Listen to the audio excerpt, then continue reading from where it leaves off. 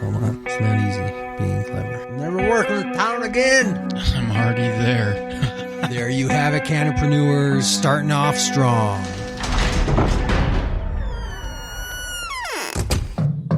Open up, Colorado. It's 420. Time to grind and burn. This is not your son's stoner show.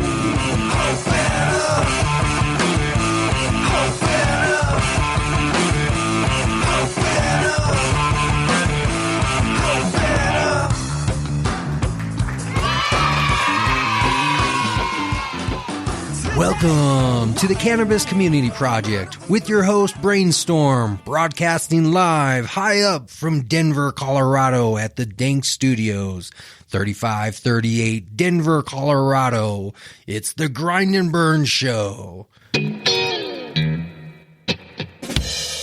Have you checked out the Cannabis Community Store? Check it out on the website. We have products from our sponsors and more. Only cannabis-related products. www.cannabiscommunitystore.com.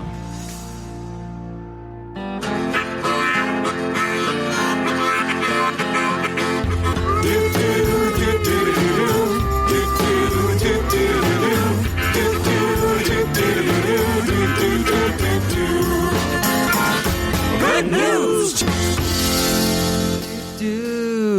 Welcome back, Cannapreneurs. I just have a little bit of news to share with you. I've been building it up for a couple weeks, and it is now finally to the point where we are ready to launch our fill-in guest host, our first contestant, the first person to be a strong candidate in the running, Kate from Trinidad. She has really been rocking it. She's already recorded multiple interviews. She's putting together a website. She is on the ball and motivated, so she's front of the line first to kick it off. Next week, I'm going to introduce Kate as the first fill-in host of the Grind and Burn right here, filling in for Brainstorm. Now remember, this position is still out there for others to join in if you've ever thought about podcasting, doing radio, some type of online media. This is the show to get involved in quality media all about cannabis. So look forward to Kate, and please welcome her next week as she hosts the show, gives us her own interview in her own flair and personality as the fill-in host for the Grind and Burn.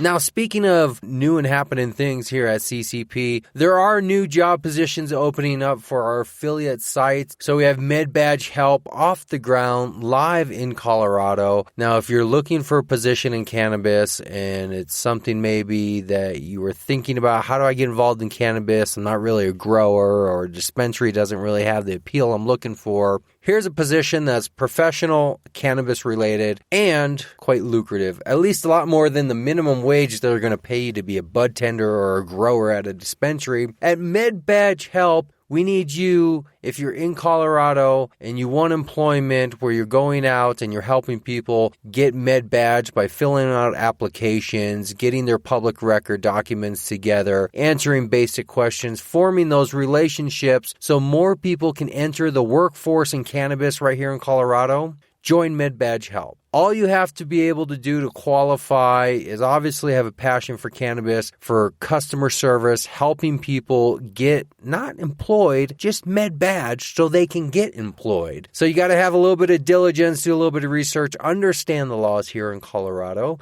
and then be able to pass the basic and very simple notary public certification so you can practice here in Colorado as a notary public. And then once you are, we'll teach you all about record retrieval, the application, and we're going to have a relationship out there with clients, forming relationships with the MED office, forming relationships with employers so we can get people jobs. So we're the first step. First, you get badged through us, and then we'll refer you out to the job sites, to all the other organizations that are hiring, and help you get employed through referrals and working together in a strong network. That's what we're about here on the Cannabis Community Project. So we're looking for individuals who have the ability to do sales in the sense that you know how to handle clients, understand how to prospect clients, understand that ultimately, yes, we are providing services of application help and record retrieval and notary services, but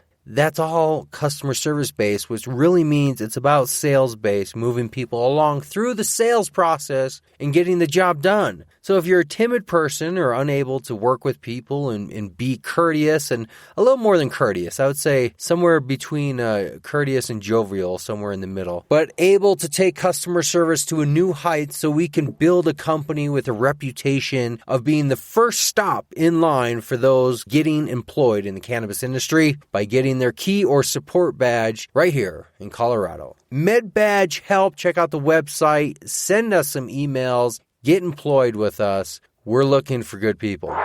Now, here's a tip when you're an independent contractor or doing positions like MedBadge Help, where you're notary public or other type of trust positions where you have the possibility of being sued or somehow brought before a questioning board because of your practices or actions or involvement, just the nature of what you do. So you've heard of errors and omissions insurance, right? The type of insurance where if you're a broker of some type, you get insurance that says, hey, if I make a mistake or do something lacking due diligence or something and it causes an error or omission of something and somebody gets caused damages, here's an insurance policy to protect. Well, as part of this new expanding business from MedBadge and the overall company that owns that I'm part of, and a new position that I'm expanding into, I had to get a new state certification, and it required me to get a surety bond. Are you familiar with this? A surety bond. It's different than an E&O insurance. The state required a $10,000 minimum surety bond, which was the minimum for the type of licensing I was acquiring. And to obtain that surety bond of $10,000, it cost me $100 flat. And I believe that is there in the case of lawsuits or some other discrepancies and disputes where money is needed for payments, where it's deemed my fault. And instead of invoking my insurance policy, that surety bond, hence bond, is there for payment. So there's a little tip. If you're in the type of fields of consulting or doing things like I might be doing, where you're working with records and notary publics and trust companies and other types of things that require various licensing and credentialing, look at a surety bond. So there's so much going on here at the Cannabis Community Project, so many changes happening, trying to stay on top of it all. It really invokes the question, what do you have going on? What do you got going on there? We know what we got going on here. But what do you got going on there? We don't just want you to listen to the show for entertainment or maybe grab a tip or two. We want you to be involved, kind of like a construction show where you're actively watching them remodel the kitchen as you're standing in your kitchen peeling the paint off the wall. That's how I would like to think about it. Whereas you're listening to these interviews and these tips about business startups and marketing and cannabis and everything else industry related, that you're actually in the mix yourself, getting your hands dirty, kneading the dough so you can bake your own pie. Now, I don't know if pies actually get their dough kneaded, but the point stands that don't just simply wait for things to happen, go out and make them happen. And that's the main message I got this week after my conversation with Douglas DeSanti. It's a cannabis business that's outside of a dispensary. Real estate. And they're doing something that seems so obvious, right? You buy up the land that the dispensaries and the growers will need to operate on because that has gone up in value tenfold. Once you own and manage that network across the nation, there's revenues and profits. And that's what the Greenleaf Investment Fund is all about. So sit back, relax, learn about how you too can kick off your own crowdfunding campaign, start your own business in or out of the cannabis industry. But Douglas is really doing it right. So listen closely. And as always, grind and burn. So cheesy.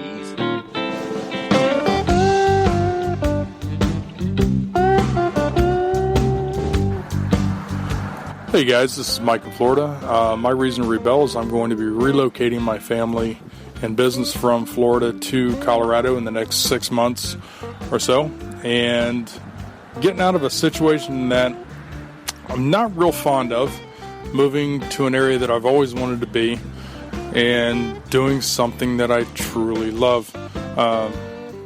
Besides the fact that the bonus is that I'll be getting away from this archaic cannabis prohibition. Quite frankly, I've seen way too many lives ruined by these tremendously unjust laws. So I'm really looking forward to moving on and taking more control over my future. So anytime you can do that, it's a good thing. Anyway, figure out where you want to be and where you want to go, and just go for it, man. You know, do what you love, and the rest will fall into place. All right? Good luck.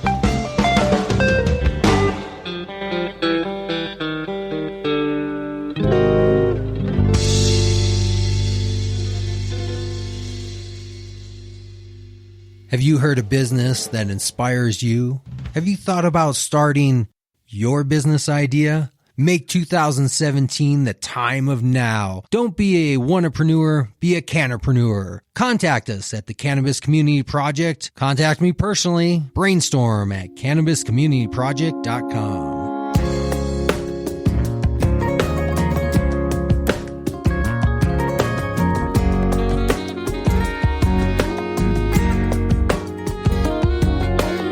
Give it to my people, cause I know that they be rising above. To our creator, giving life under the sky above.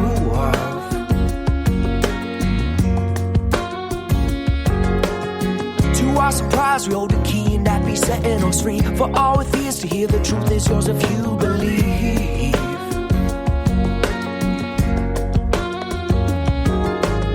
Born to a world with all the suffering, supporting the greed, and honest people getting robbed by the people they feed.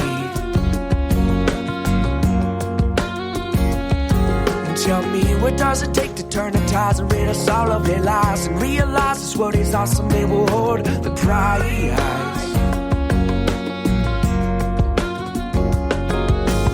Listen close, your mind to come at ease.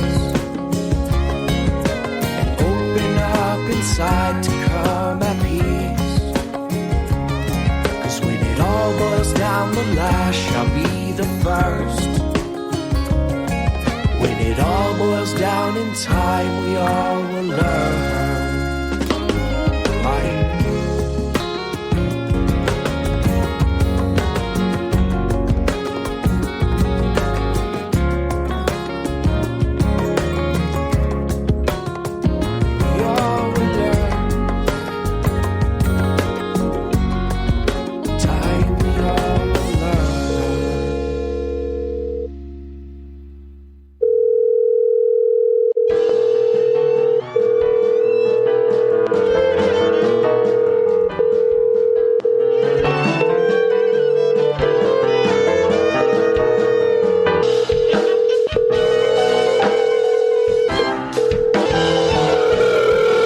Douglas, out in Denver. Hey, how you doing? Good, man. How you doing? Thanks for... I've been well. Cool. Well, I'm excited to talk to you and hear all about the updates and everything. Yeah, I'm excited to tell you all about it.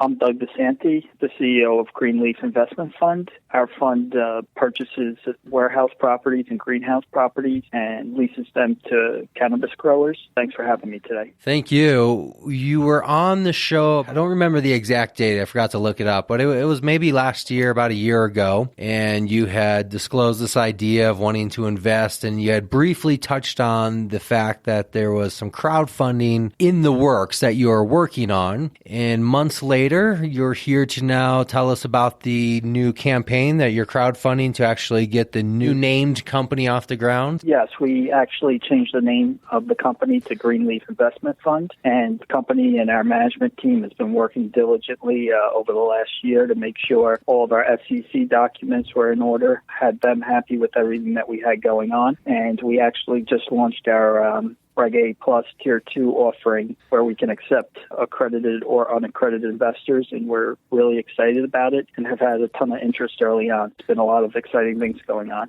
That is, after we spoke the first time was just right after I had spoken to MedX, the other company that successfully did a crowdfunding online, and we talked a little bit about that and some strategy. And now you actually have your own filing. Have you officially launched the campaign? Yeah, we actually just launched Thursday of last week, so we've been live for about a week now, and we've had a lot of investors interested in the offering, asking about more information about exactly what the company's objectives were, the management team that we have in place, about the opportunity in investing in the company through the Reg A Plus, we're able to accept accredited and unaccredited investors. So What platform did you decide to run the campaign on? we actually launched with a new platform, which is crowdvest.co. Matt McCall runs that platform. He just launched it. So we were actually the first company to launch with him on that platform. And he's a very well-known New York businessman that's been on a lot of financial shows on TV, and he just brings a wealth of knowledge to the industry. It's been a pleasure working with him as we got our campaigns going. So if somebody wants to find your campaign, what is the backslash or the surname that they can get to your specific campaign page? It would be crowdvest.co/Greenleaf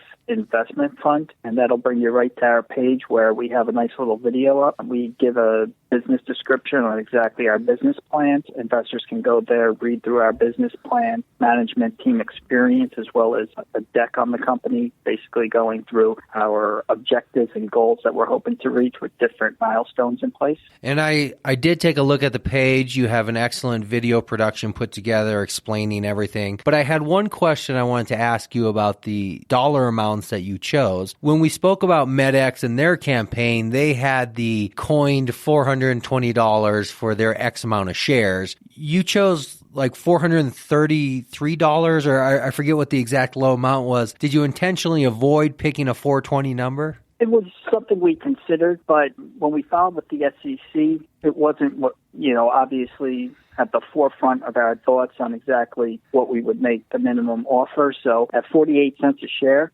$420 investment just share-wise would end up being a fraction of one of the shares, so it just didn't work that way. Originally, we were going to go with that, but the 480 gives you the 1,000 shares in the company, and I was pretty happy with that. It allows, small investors as well as larger investors access to the fund and invest in it, as well as keeping a little bit more of a corporate feel.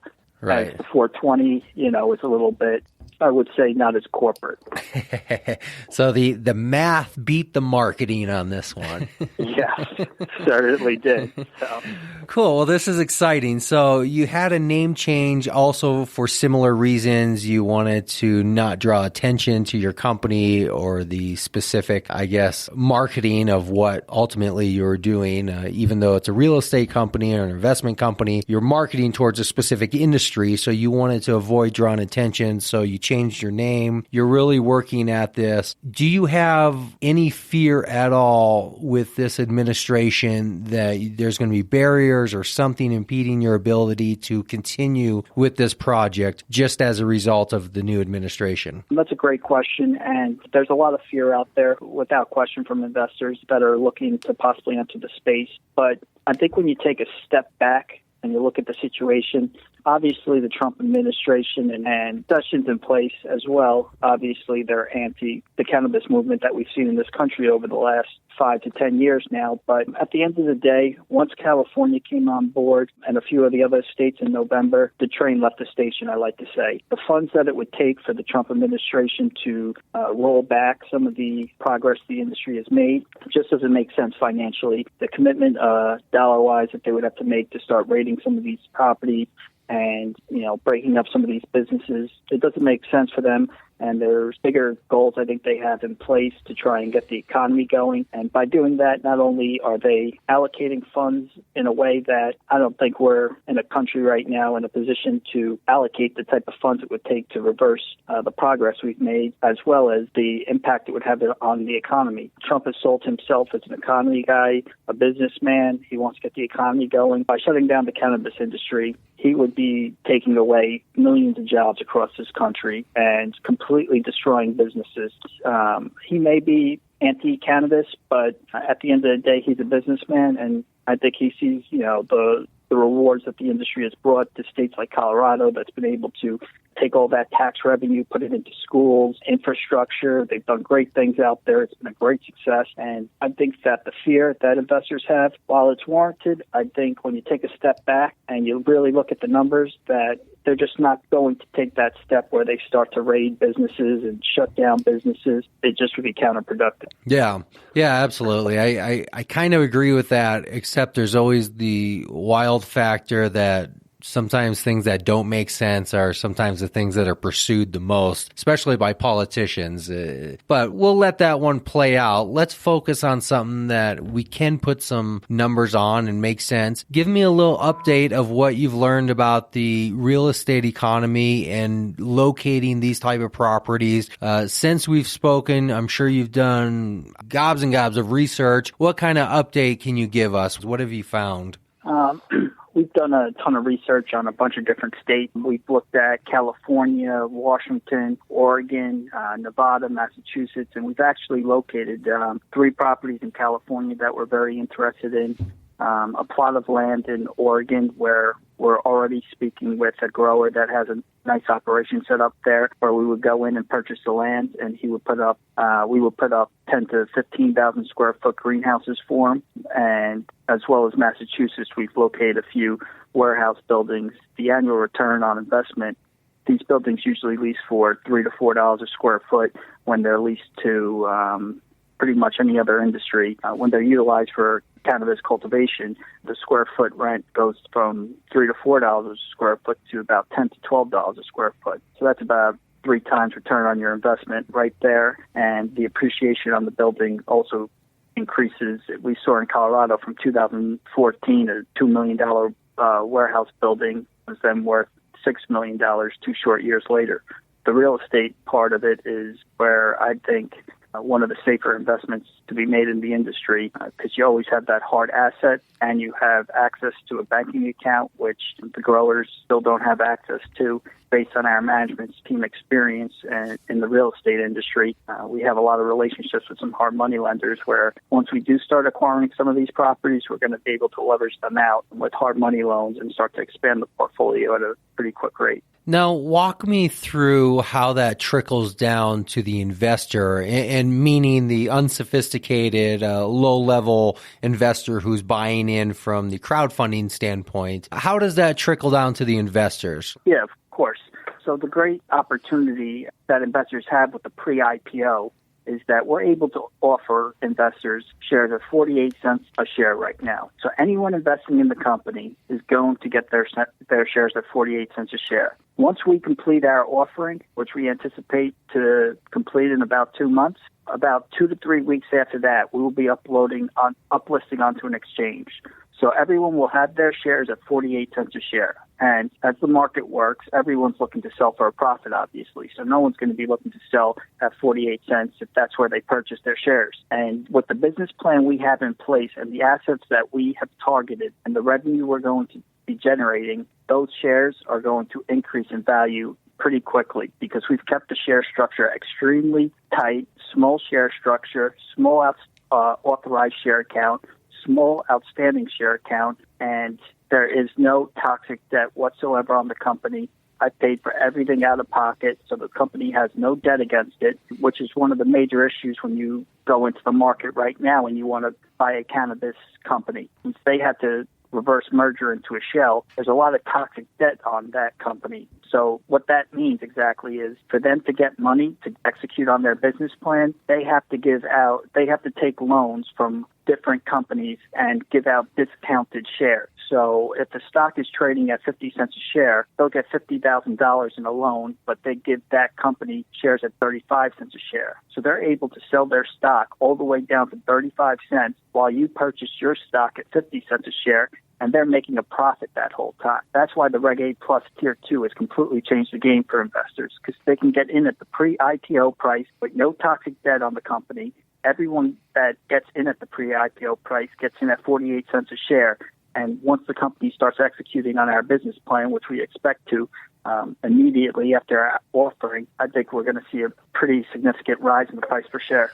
Is there any dilution that will happen in the future for these common shares? Anything that would be a risk to these small dollar amount investors coming in early, and then years down the line something happening where basically it's no longer of value, even if they haven't lost ownership? That's why it's extremely crucial you do your research on different companies. And like I said, that's why you really, really have to do your research on the CEO, the CFO, the COO, and really make sure you do your homework, because you need to make sure that you're investing in a management team that's ethical and that has had success in the business place. For example, MedX, unfortunately, their CEO had security issues in 2 states prior to his Reg A Plus being approved, and they didn't make their filings on time, and they actually got suspended. And it was very unfortunate for the industry, for Reg A Plus issuers. It really hurt the industry. So the first thing I would say to answer that question is make sure you do your research on the management team. Look up the CEO, look up his experience, look up the CFO's experience.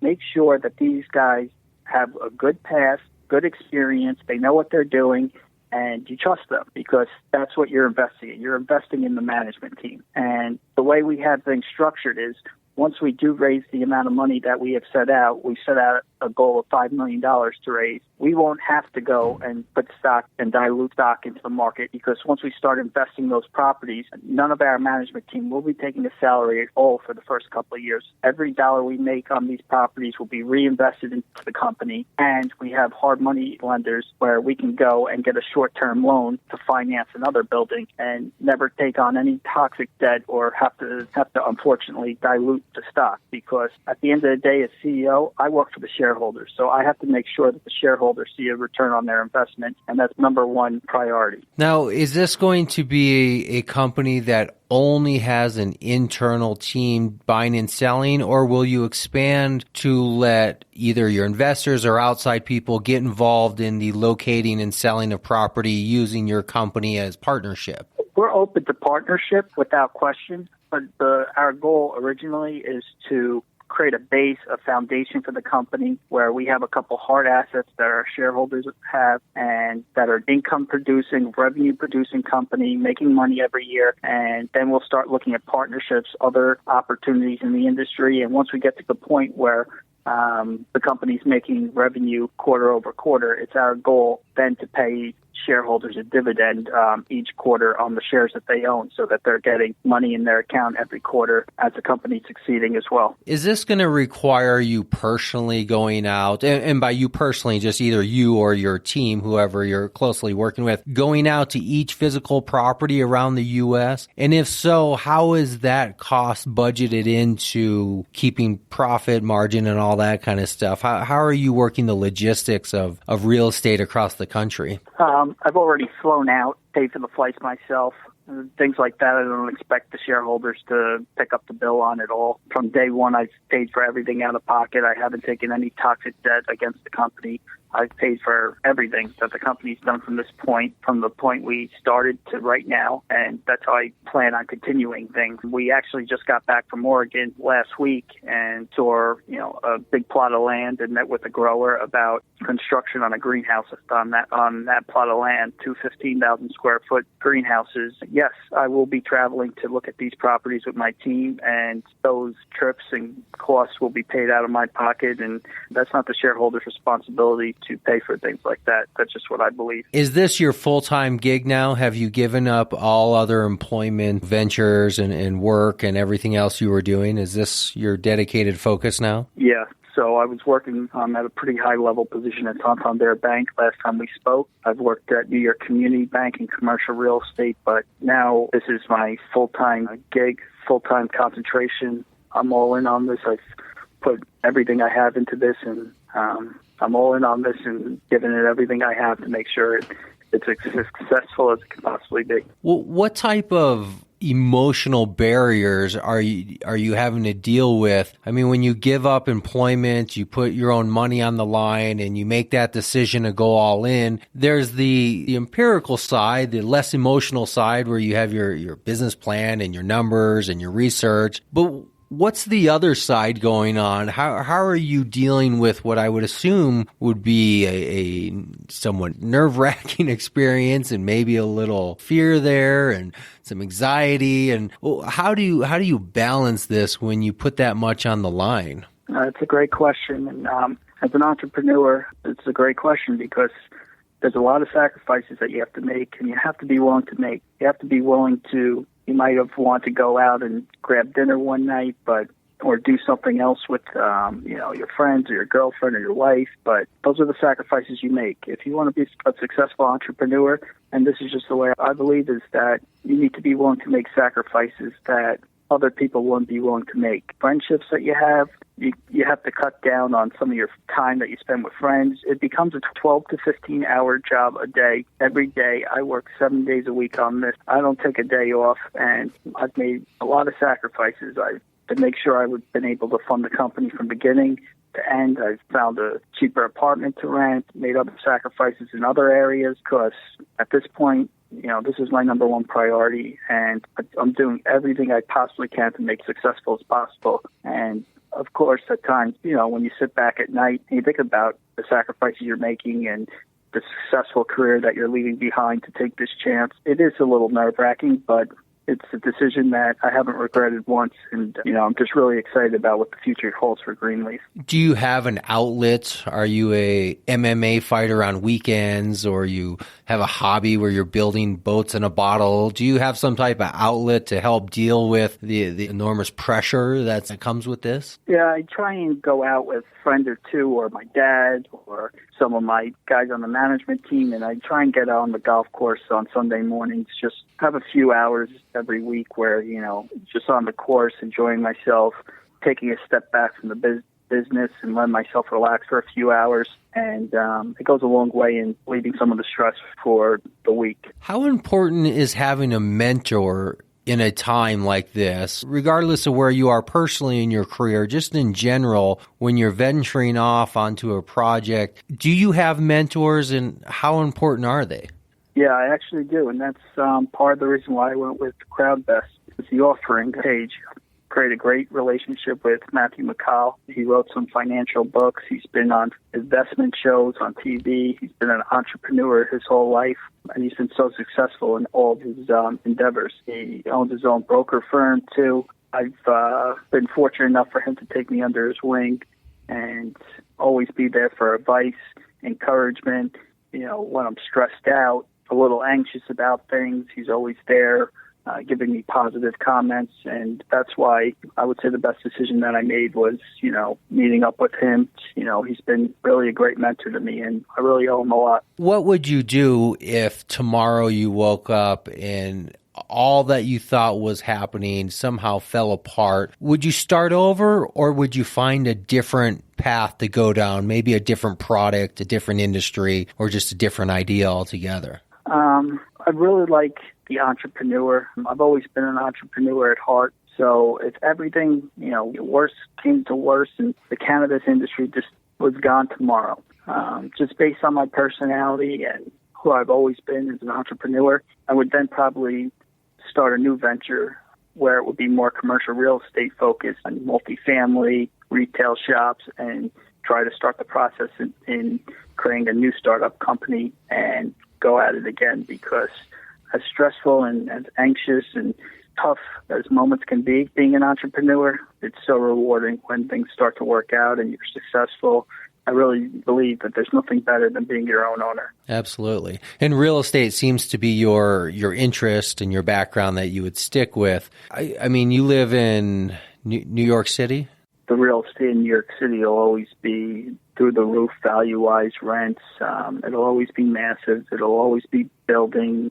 It'll always be expanding, because a lot of people say it's the financial center of the world. And it's my hope, though, that other cities that have more of a smaller type feel to them don't go that route, because big cities aren't for everyone. And I think that the smaller city type feel, where there aren't, the 200-foot buildings and construction always going on and expansion going on, isn't always for everyone. I would hope that, that type of feel would just stay in those major cities, like you said. Yeah, just curious what we're going to do in this world with real estate, because here in Denver, nowhere close to the size of the city you're in, we're already experiencing a crisis of we're out of places for people to reasonably live for a reasonable price, and we're still a small city. We have a future ahead of us. I think there's going to be many, many issues, and real estate is one of those things that's like, which side are you on? You know, are you going to be an owner, a renter, a commercial, residential? So much to do, but it's kind of the basis of all of our lives of where do we live? Yeah. What piece of land are we living on?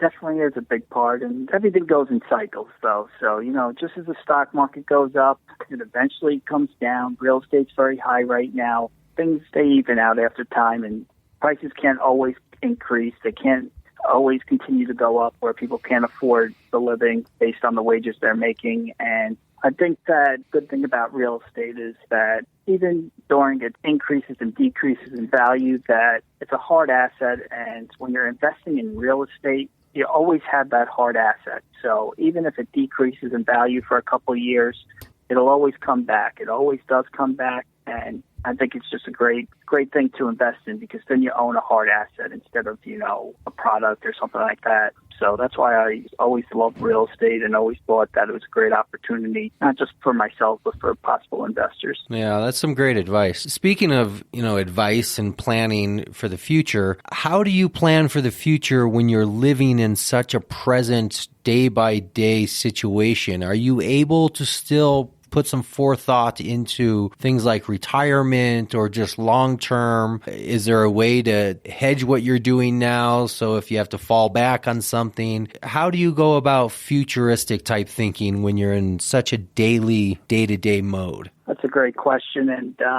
more traditional people working, you know, a 9-to-5 job that, you know, have a great job, they're able to put money away into a 401k or into their savings account or whatever it may be if they're able to. But for someone like myself that decided to start this company and has been working on it literally nonstop for 2 years, I haven't had that opportunity to start, unfortunately, saving for retirement and things along those lines. If I'm successful on my business plan, that'll be something I consider down the line. But to really get a company up and running and profitable, you have to really think about the here and now. You can't operate, you know, a startup company that you really want to get off the ground if you're, you know, thinking out that far. Then your priorities aren't in the right place to make this company successful. Right. And I think that is the defining factor of entrepreneur in the true sense of a risk taker, somebody who's willing to take the risk. And that's essentially what you're describing, what I'm hearing you say. And I think that is the underlying basis of all great things that have come out of this world, is somebody stepped forward and was willing to take a risk, and it paid off. Yeah, there's no question. It's any entrepreneur that takes on a path like this, like you said, it's a huge risk. But with big risks come big rewards. So if it doesn't work out, I'll pick myself back up and I'll move on to the next endeavor. But I'm putting everything I have into this company with my management team to make sure that this is a successful company. Well, let's make sure we can do our part to help you get to that success. Let's make sure that everybody has the exact information, where to go to learn about your campaign, your company, and how to get involved as an investor. Let's give them all the information, website, social media, contact information, whatever you want to give there, because I really want to help you, you know, successfully get funded. Did you have a final goal that you were going for of what you were trying to raise? Yeah, a background and all the information on the company real quick, and I appreciate the kind words. So we can raise up to $10.2 million, but we set a goal of $5 million. We feel $5 million we can, without question, execute on our business plan, and we are launching on crowdvest.co.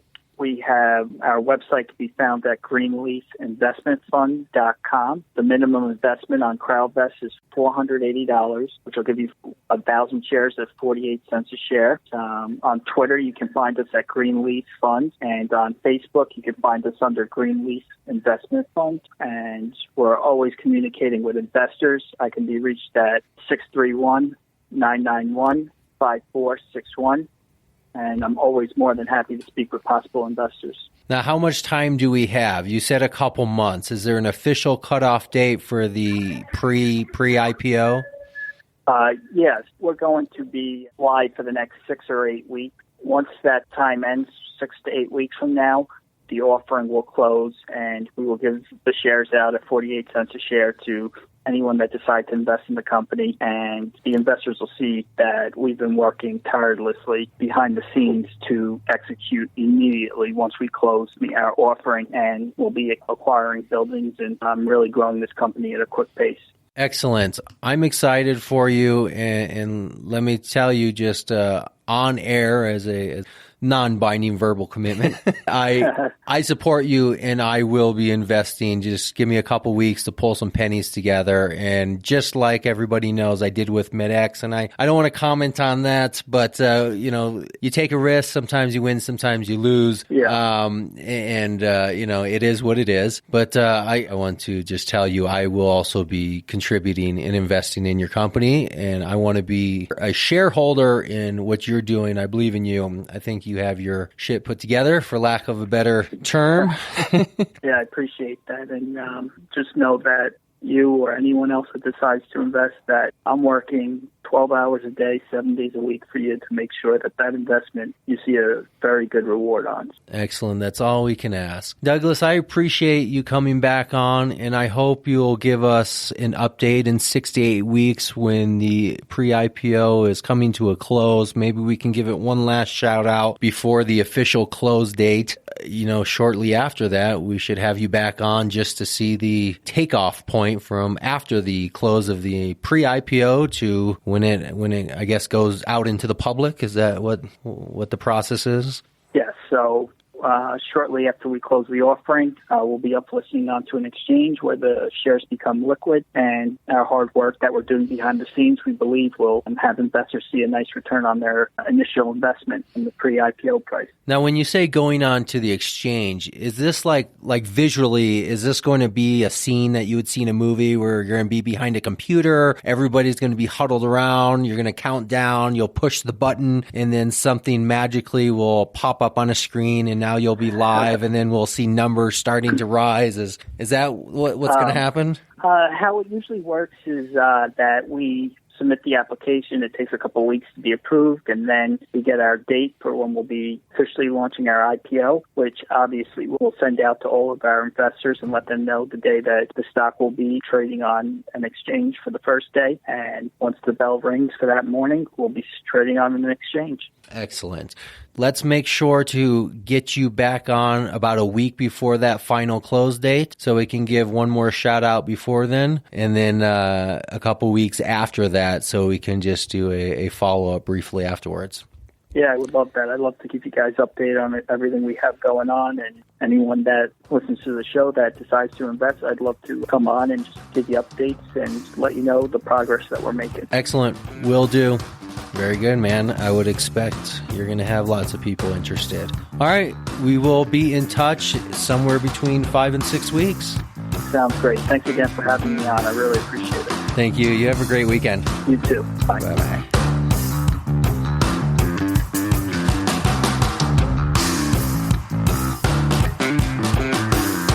That's all I have for you this week, Cannapreneurs. We're on our way home, sliding through 2017. Make sure to stick with us all year long. We have new podcasts coming out and many, many more guests to talk to, just like you. Follow us after the show on all the social media, Facebook, Twitter, YouTube, even Massroots, all under the same name, Cannabis Community Project. We'll see you next week.